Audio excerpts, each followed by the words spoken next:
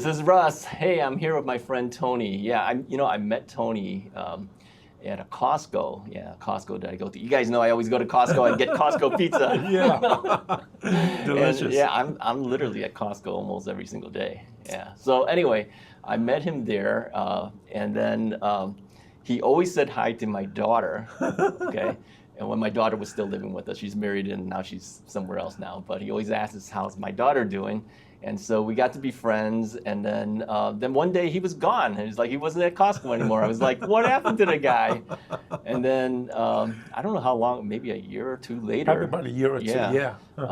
My wife said, let's go to this other Costco. Because where we live, we're kind of in the middle of multiple Costcos. Yeah. So we go to a lot of Costcos and we ran into them. so we got to talking, and then I think the reason we even talked about martial arts is because he came up and said things in Chinese to me. Yes. That was great. And I was like taken back because this guy speaks Chinese. He speaks better Chinese than I do. Nei hao. Nei hao ma. So, 你係邊個啊？ huh? 你係邊個啊？ Well, from the United States. 哦，係啊。He asked me where am I from, right? Yeah, so I understand more than I can speak, but he speaks better than I do.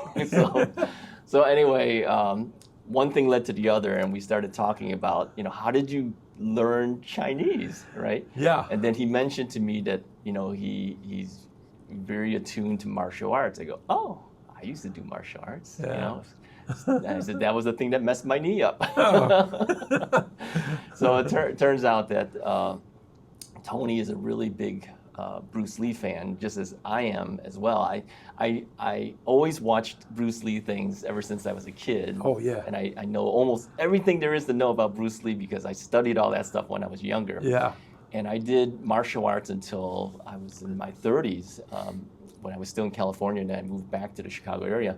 So then my knees started to kind of mess up, and then I kind of stopped doing it for a while. But it's always been on my mind. And even before I met him, I kept thinking that I would do a video one day, talk a little bit about my martial arts background. So anyway, he said to me, he says, well, could we do a video where we kind of talk a little bit about Bruce Lee's art, which is Jeet Kune, Yes. which is the way of the intercepting fist. And then also about Wing Chun Kung Fu. Now you may say, "What? Tell them why it's Kung Fu." Well, correct pronunciation in more or less like close to Cantonese or Chinese in general is Gong Fu. Yeah. That's the proper way to pronounce it. Whereas, we speak English and it's become, Kung Fu, whereas Right. actually the pronunciation is Gong Fu. Yeah.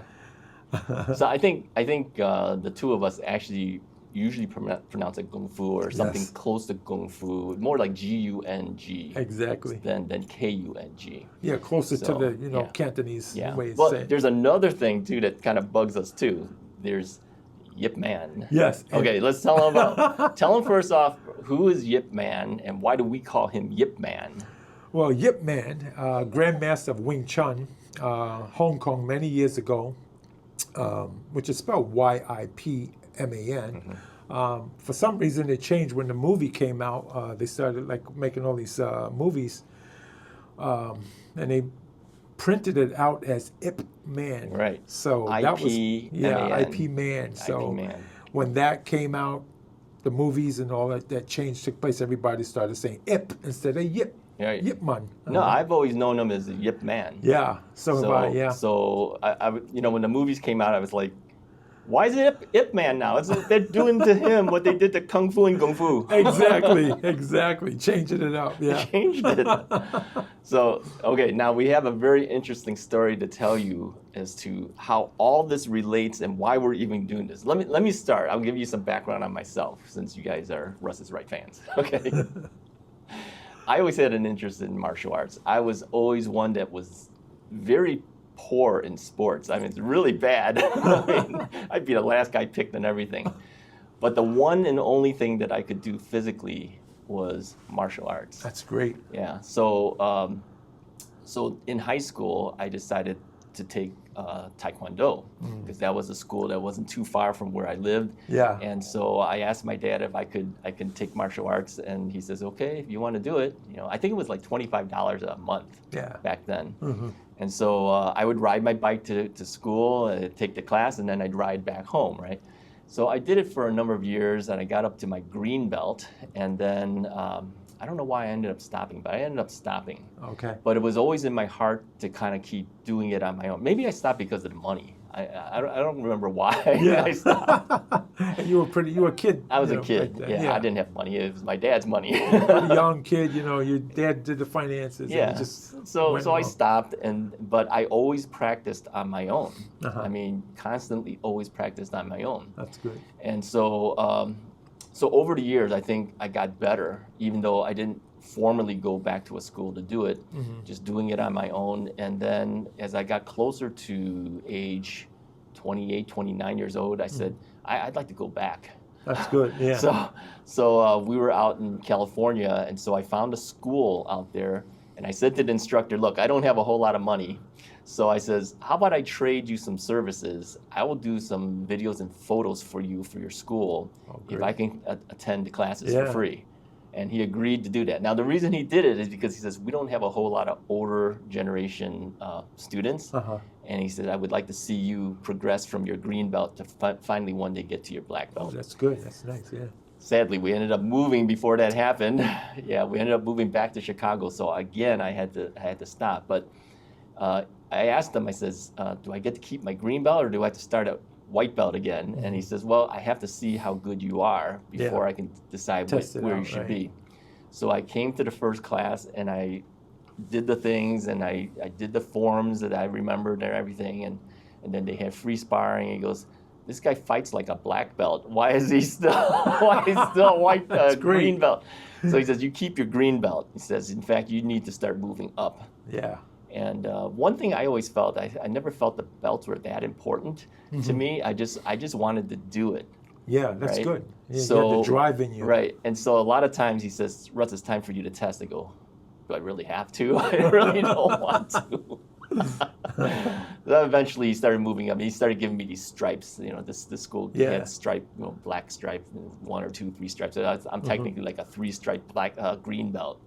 But anyways, that's my background in martial arts. And even still to this day, with my replaced knee and everything, I still think about martial arts. That's good. And I always watch all the martial arts stuff, but I don't actively do anything because of my bad knee at this point. So tell them a little bit how you got involved with all this stuff. Yeah, so I was a kid. I grew up on the East Coast, New York, and when I was a kid, probably about 9 years old, I saw Bruce Lee on TV, which was the Green Hornet series. Yep, me too, yeah. And when I saw that, I was like, wow, I want to be like that guy. This is amazing stuff. He was just jumping and kicking and doing all these things. And you see him like fast, like, wow, quick. So I was like just amazed. And I was watching it and watching the series. And I told my dad, I said, Dad, I want to do this. I want to take up martial arts. I like this. And so he said, okay, great. So my dad took me and enrolled me. There was a Japanese karate school not too far from our house. Do you remember what style karate in New York? Yes, it was Goju. Goju-Ryu? Yeah, Okay. They had a big fist. The reason why we knew about this place because they had, when you walk down the street by the shopping area where we lived, you see this big fist, Goju fist in the window. And it's always open. You always hear these guys, Kia, Kia, Kia, Kia, you know? And we would walk past it, and I'm like, Dad, that's a good school there. And so there was a judo instructor also, being that it was Japanese-based, the school.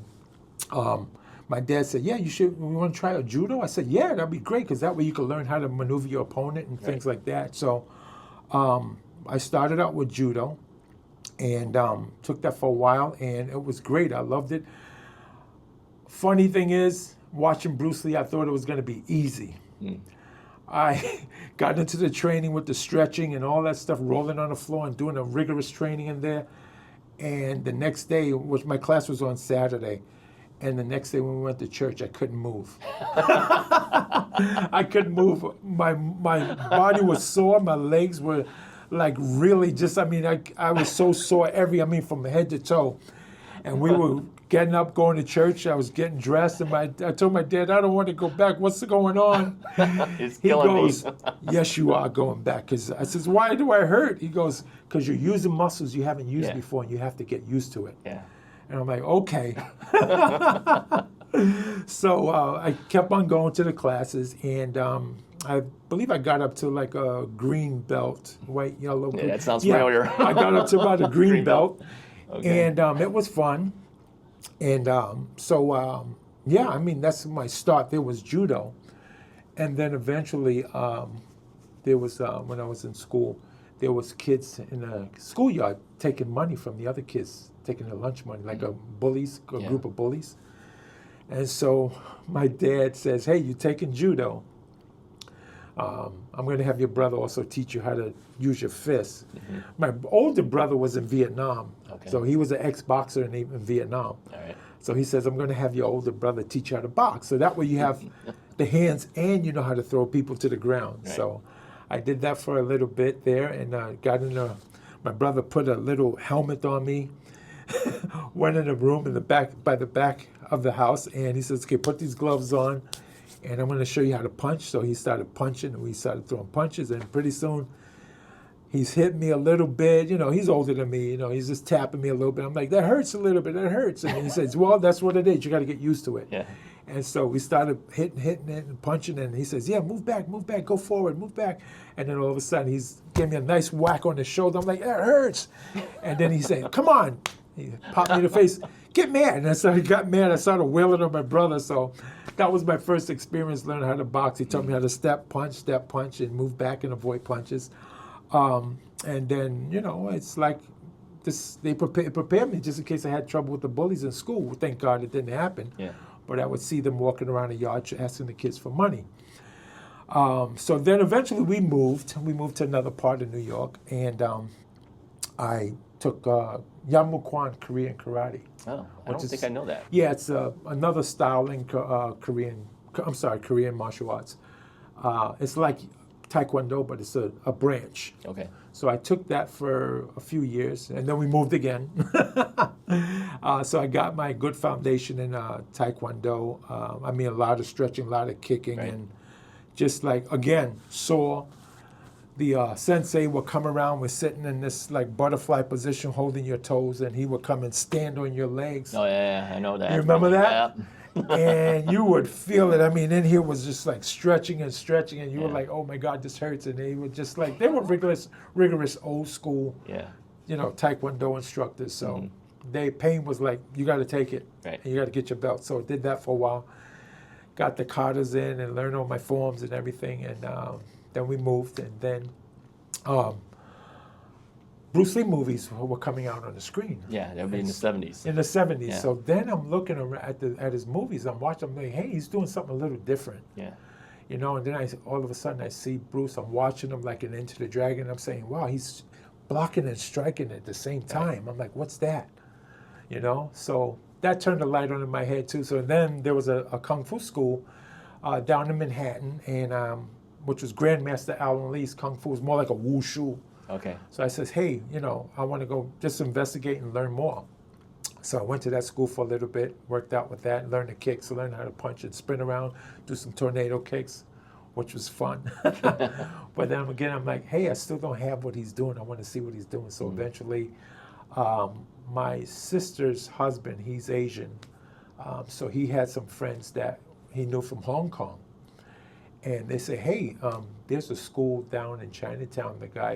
The Sifu came from Hong Kong, and he learned under Yip Man. Tell him what Sifu means. Sifu in Cantonese means teacher. It's like your master, your teacher. So that's what that means. Okay. Sifu. And so I went down to that school and started training. I'm in high school at this point. And I enjoyed it. I loved it. It was very traditional. It was like like the way they trained in Hong Kong. Right. You would just, it wasn't too formal. You would go into the class, everybody's working out, and you had the Sifu, and then you had Moyat. He would come and visit. Moyat is the master from Hong Kong that learned under Yip Man. And also under Lee Moy Shan, he was there too as another teacher. and they would just watch you and teach you. And then also, everything, it wasn't formal like your traditional schools you see here. It was like in Hong Kong, and where they had you do the form, they had you punch for a long time to you, and you didn't progress that easy. They didn't move you up so fast because they wanted you to have your techniques just down perfect. And that was my experience with Wing Chun starting out. Okay. And it was great. I enjoyed it. All right, so Yeah. let's talk about this whole connection with Bruce Lee and Yip Man. For me, my grand uncle was a student of Yip Man, Yeah. and I remember him telling me that he was a classmate with Bruce Lee at the time. I think my grand uncle would be older than Bruce Lee. Yeah. So based on age thing, and I remember him saying that I says, well, how was Bruce Lee when he was younger? He goes, oh, he was kind of a brash guy, you know, and which his reputation is basically that. I mean, I think he left Hong Kong because his dad wanted him out of there. Yeah, because he was getting into a lot of fights. Right, he was getting into some trouble. So, yeah, he was kind of a brash guy. But my grand uncle is a student of Yip Man and a classmate of Bruce Lee. Now, tell him your connection is we kind of already a little bit know, but.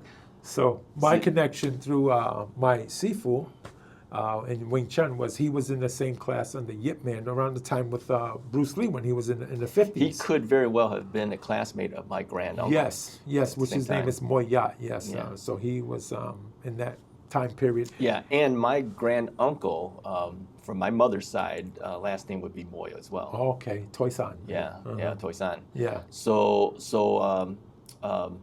it's just an interesting connection. I mean, I always equate this with the 6 degrees of Kevin Bacon. Remember that thing? Yeah, I remember that. Yeah. So technically, my grand uncle would be 1 degree away from Yip Man and 1 degree away from Bruce Lee because they have that direct connection. Right. And since he showed me a few moves with Wing Chun and he's my grand uncle, I am 2 degrees away from them, as you are too. Yes. We are both technically 2 degrees away from these two people. Okay. Yeah. And because you watch Russ is Right and you know us now, you are now 3 degrees away from Bruce Lee and Yip Man. See, there's a good thing, right? Oh yeah. So it's interesting how we kind of connect in that sense. So yes, and it's to me it's fascinating because that's history. Yeah. I mean, Yip Man, a grandmaster in Hong Kong, and you see all the movies out now about him and the people talking. And you know, Bruce Lee, from his movies, he brought Wing Chun to the United States. Yeah, I would have to say if it wasn't for BruceLee, we wouldn't see martial arts movies like we do today. Exactly. Yeah.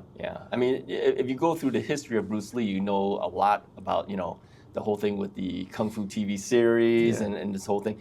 We won't go real deep into all this stuff because we can talk forever about this stuff, right? But we both know a lot about this history because I don't know. I was, like I said, it was the only thing that I really kind of knew in terms of as far as physical things to do. I didn't do anything except for martial arts, so I studied it a lot, and I read everything I could about all the different styles and everything. People are always amazed that I never took all these other styles, but he says, yeah, you actually know about our style? I go, well, yeah, I mean, you read about it, Yeah, so. and that's good because I mean, once you get a little information and you practice it in your mind, you can start to just go on what you learned and practice it over and over. And Bruce Lee was kind of similar to that because he studied a lot of different styles. Yes. And then he started to say, this is good for this, maybe not so good for this, I'm going to put this other thing in here. Exactly. And he developed his own style, which is called Jeet Kune, and you can tell him what this means, as what Jeet Kune basically means. So Jeet Kune means way of the intercepting fist. Exactly what it means. So what you're doing is you're intercepting your opponent. So when someone comes to you or your opponent advances towards you, your whole objective is to intercept it and end it, stop it, like end it quick.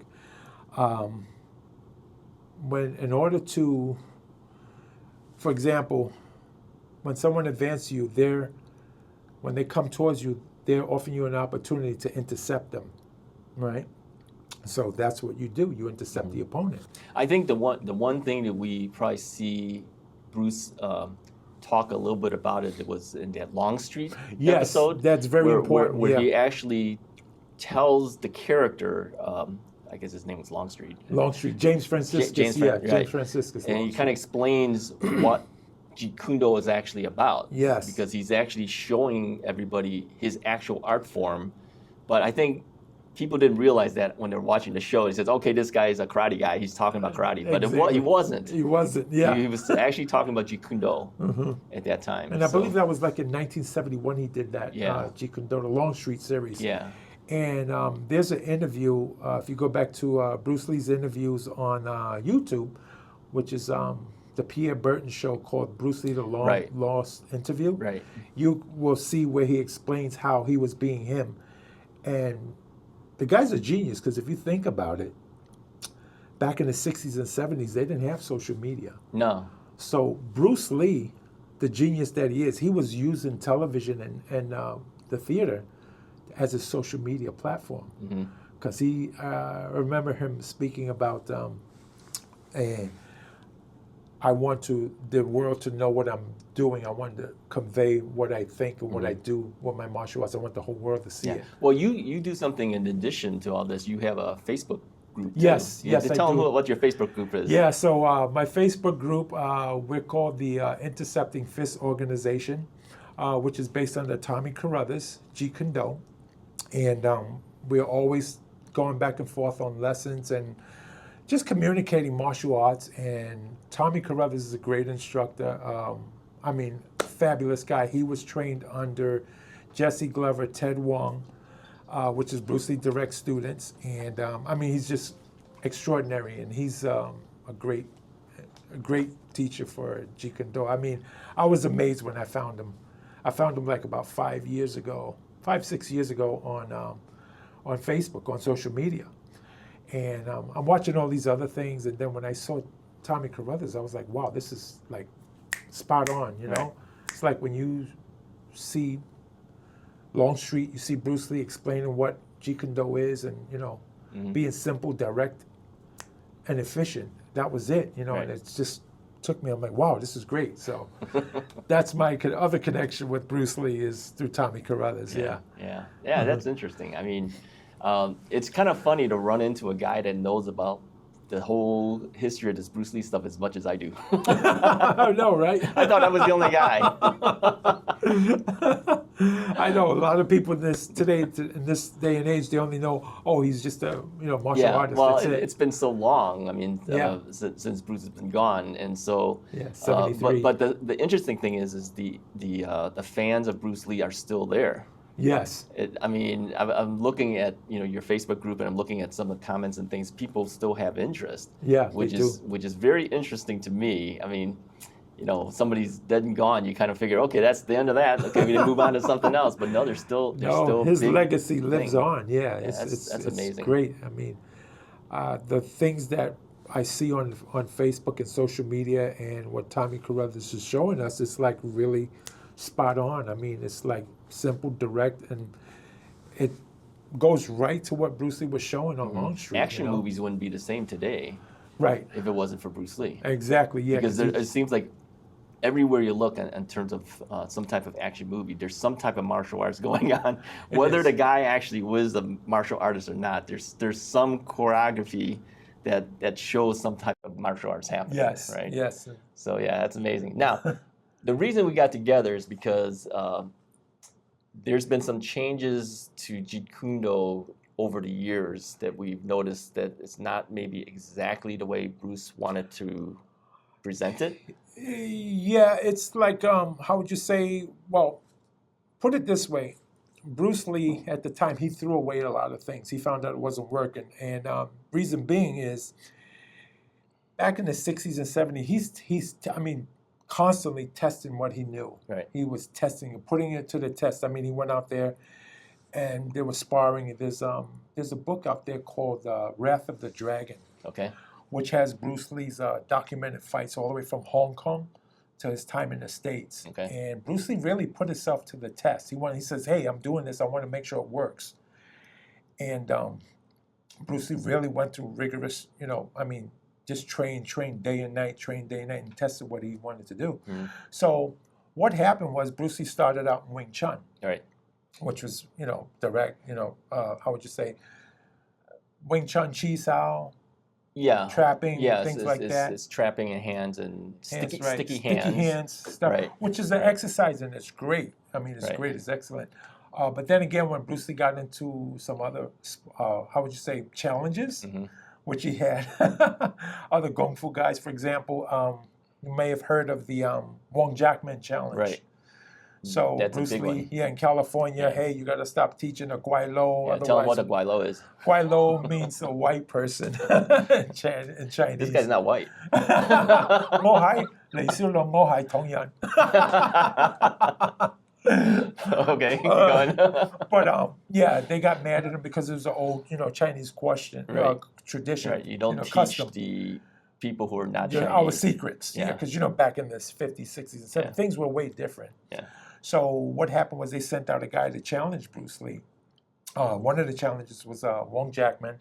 Mm-hmm. And Bruce Lee found out that it was, when he was fighting this guy, he was winded. He was like, man, why am I chasing this guy? And the guy gave up. Bruce Lee was punching him, chasing after him, Wing Chun punches, going after him, boom, boom, boom, and he fell down. I think Linda Lee was there while he had the fight.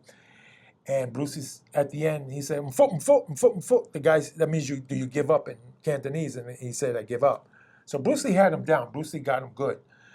But at the end of that fight, Bruce Lee said, he was winded. Right. He was winded and It tired. wasn't to what he expected it would be. Right, yeah, Pretty much. because it was winded. He said, man, it should have ended fast earlier, even though it didn't last that long, but it should have ended faster. Then, another occasion, he had a fight with a Choi Le Foot Kung Fu guy. Right. I mean, this guy Choi Le Foot, these guys, they got some powerful blows. They come at you all angles and swinging and boom. And again, Bruce Lee got almost nipped with some of this guy's attacks. And Bruce Lee was like, wait, I got to change something here. I got to make something different.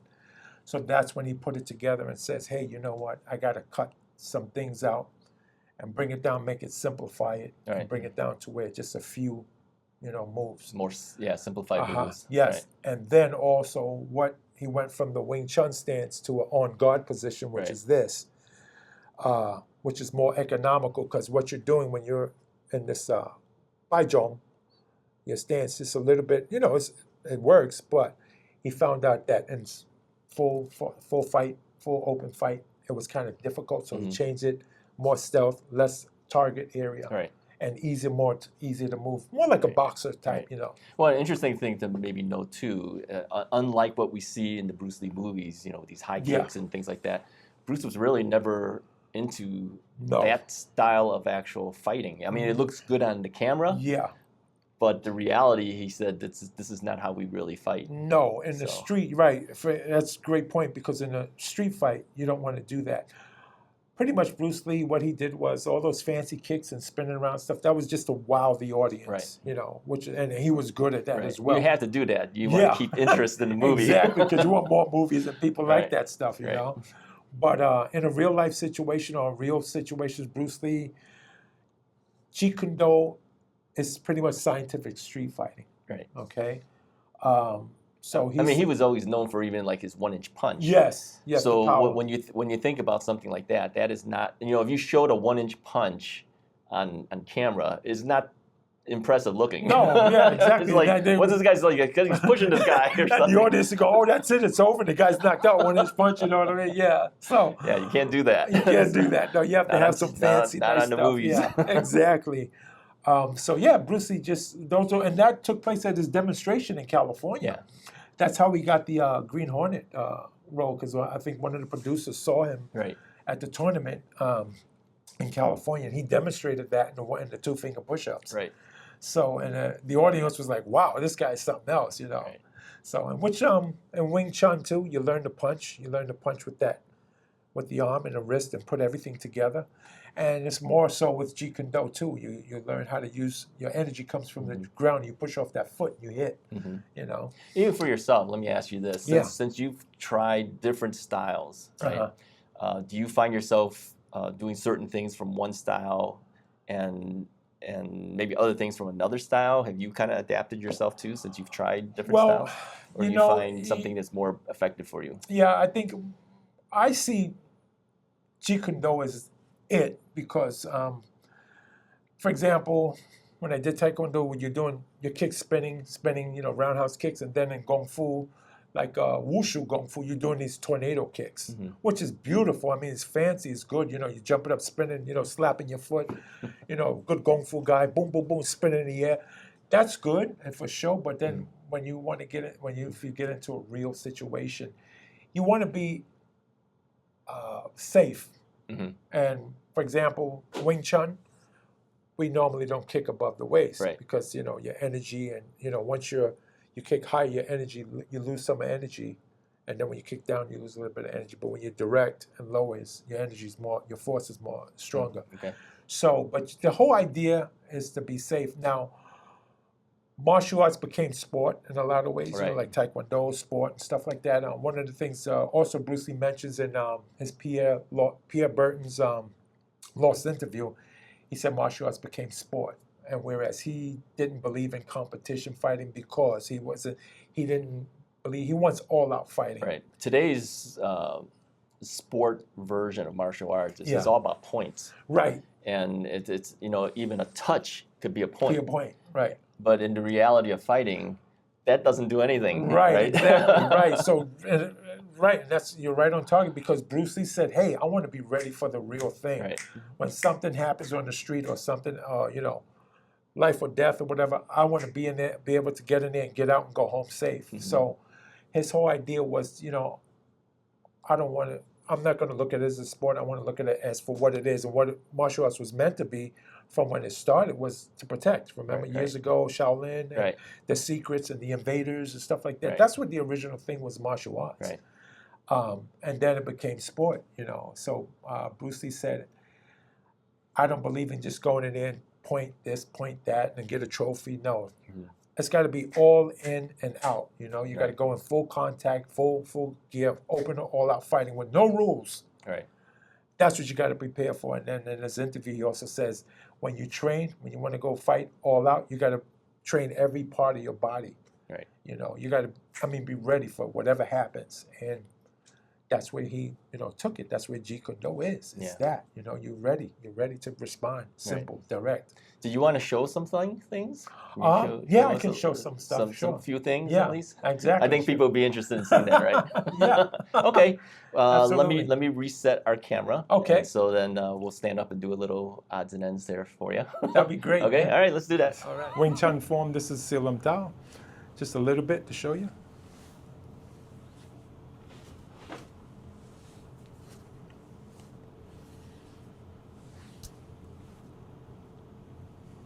Center line, punch to the center line.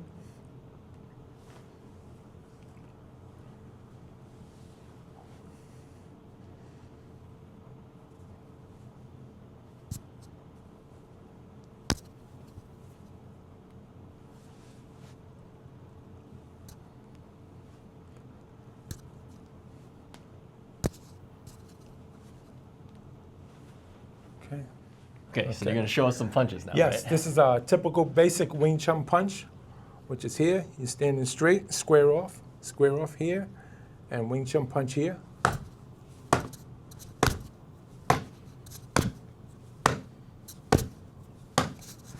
Basic Wing Chun punch. Okay. Then you have Jeet Kune punch. Let me see, I don't want to lose the space here, so if you want to bring that back a little bit. Okay.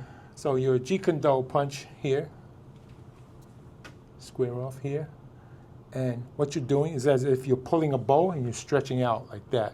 So you're directing all your energy into the punch, and also you step. You push off the rear leg and you step with the punch, like so.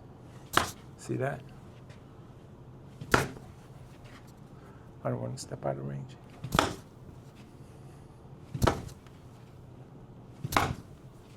Again, a little higher if you go. Yeah, there you go. That's a Jeet Kune punch. See it? And then Wing Chun here.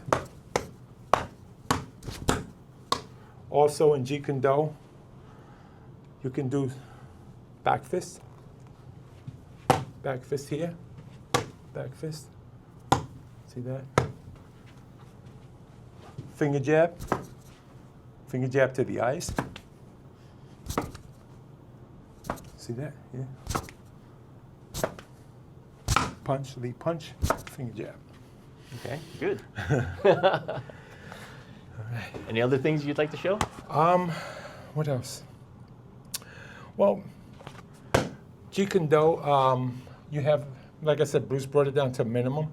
So you got, so we won't be able to see it. You won't be able to see it. I know, strike to the leg, to the knee. It's kind of a low, low kick. Low kick, right. so you have what is called, Okay. well, longest weapon nearest target would be the kneecap. Right. Jeet Kune Do, I'll tell you, is very economical, makes a lot of sense. So here, if he's standing there, my closest target would be his kneecap. See that? So low kick to the knee, right? And then let's say if he's coming to grab me, boom, straight to the face. Right. Nearest target, the face, because when the body comes this way, you're here. So nearest target, based on targets. And also have to the groin. Jeet Kune Do to the groin, and then to the knees and the eyes. Right. So it's more concentrated form of fighting rather than the fanciness of it's targets, right? Right. The whole idea, the whole principle is to get to the target as soon as possible. Right. From point A to point B. That's simplified. That's being, simple, direct, boom. Right. You want to hit targets. So, and when you, in an altercation or whatever, the whole idea is to hit the target, hit the opponent, and you want to do that as efficiently as possible. Whereas before there was trapping, Bruce Lee threw all of that away. Right. Because it says, why trap when you can strike? Exactly. Right. Opponent's going to throw a punch, for example, I'll try to hit you first.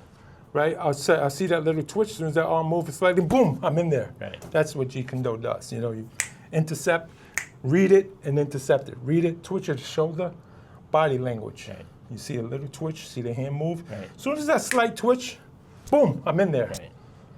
And step away, or longest weapon, you can't reach me. Right. Right? That's Jeet Kune Do. Okay. Any other goodies? Let's see. I'm trying to think. Jeet Kune Do is very simple. It's not really much. And for example, Bruce Lee took a lot of boxing from, to incorporate into it. So pretty much Jeet Kune Do, fencing, footwork from fencing, and boxing incorporated. An into interesting it. thing. Yeah. That I don't think a lot of people knew. Bruce Lee did a lot of drawing. Yes, he did. He drew a lot of Of his own illustrations in like the Tao of Jeet Kune Do, Yeah, the book. the book, You can see all of the things, and that's him actually doing the actual drawings of the illustration. He was an artist. He was great. He was a great drawer. I got pictures of him with the dragons he drew back in the old days when he was a kid, and he was a good artist. Yeah. So a lot of drawing. He was a very good drawer. Yeah. Very interesting guy. Oh yeah. Well, and then again, interesting. Bruce was like way ahead of his time. He was doing things like you wouldn't believe, like what people are still not doing today. Was exercising different muscles, different groups to get the speed and the power that he. That guy was always exercising. Always. I don't think he would just sit down and just be at rest. He's always like Non-stop. something was always constantly. That's how he was. His wife, exercising. everyone who was around him said he was always, even if he was driving, he was gripping the steering wheel, pushing on it. If he was, eating, he would have one leg up and just, standing in one position eating, stuff like that. Yeah. Just nonstop and read it, and he would literally, people seen him doing curls, reading a book, and doing multiple things at once, because his time was like the essence. There's so much stuff we can talk about, but for the sake of this video, we probably will end up stopping it. Yeah. Is there any other things so you'd like to say before we close? Yeah, just like to say that martial arts is great, and we call it the circle that never closes, because you're always learning. It's always so much more to learn, and it's not about packing on a whole bunch of techniques and doing this and doing it, because half of those things you won't even use. Pretty much, even like what Bruce said, the daily decrease. You want to decrease minimum motion. You want to try to get things down to the minimum. For example, if it takes you 2 seconds to get here, you want to get that down to a fraction of a second and get there. You know what I mean? You want to close that gap, get in there, and punch and hit, Same thing with your strikes. If it takes you this long to do a strike, try to get it shorter, get it faster, get it, where it's quicker. Yeah. Actually, know. the guy was so fast, they had to slow him down. Yes, yes. Because the cameras wouldn't be able to catch that Right, they based wouldn't on catch him. the frames per second that they were shooting at. He was too fast. Because He I was too remember fast. reading that when he Yeah. was doing Green Hornet. Right. The camera guy said, "Hey, Bruce, hold it." They said, "Stop." He said, "Why?" He says, the camera guy goes, "People are falling down and you're not even moving. It doesn't look real." The It looks camera like- doesn't even see it. So yeah, he was, I mean, super fast, Yeah. super fast. Yeah, And he the had to way slow he down. got that way was using certain exercise, isometrics, tension, things like that. There's certain exercise he was doing back in the 60s where people wouldn't even think of it. Yeah. Another thing, protein. People thought he was crazy. Now we see protein drinks all over the market. Back in the day, he was putting in a blender raw meat, peanut butter, powdered milk, water, Wow. and drinking, and people thought he was crazy, and eggs, and people thought he was crazy. Look what we have today. Yeah.